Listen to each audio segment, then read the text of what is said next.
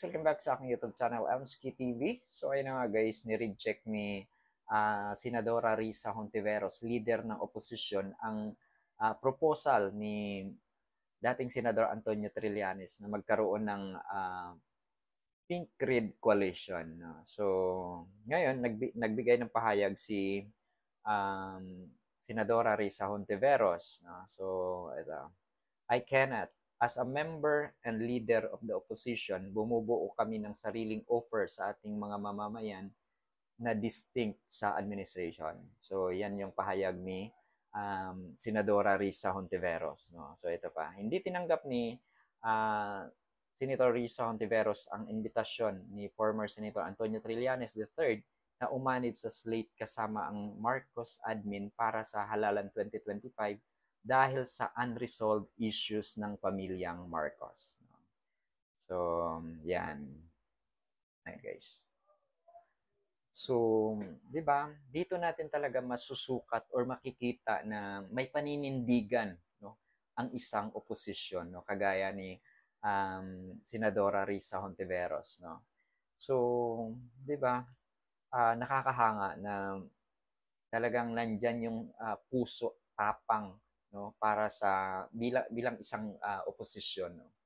So, 'di ba? Nakakahanga din tong si Senadora Risa Hontiveros, no. Kahit iilan lang sila sa Senado na oposisyon ngayon, talagang nandiyan yung tapang nila, nandiyan yung sinseridad nila makapagserbisyo lang para sa taong bayan sa bansang Pilipinas, no.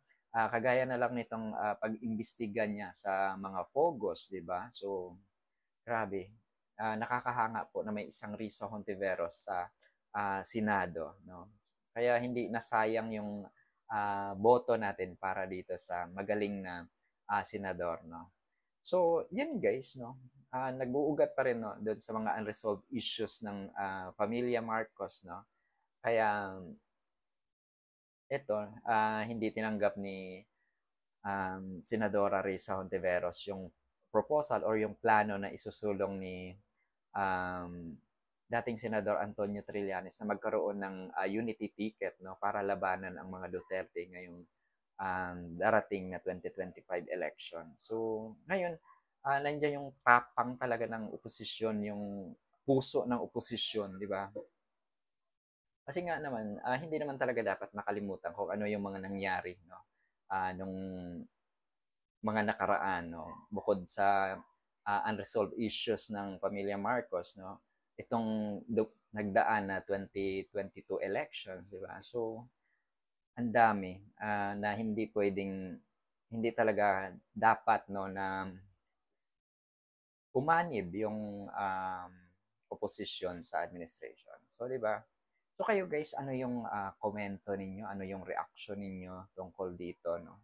So, alam ko naman sa mga darating na araw, meron pa yung magbibigay din ng pahayag na nasa oposisyon na um, ayaw din nila. So, marami akong nakikita na komento, no? Kahit sa last video ko, so may nagkomento doon na ayaw talaga nila, no? So, ayaw. So, sunod tayo kay, kay Senadora Risa Hontiveros, no? So, di ba? So, yun lang guys, no? Thank you so much for watching. Comment nyo na lang yung mga gusto nyo i-comment dyan sa baba. Maraming salamat. Bye-bye. God bless.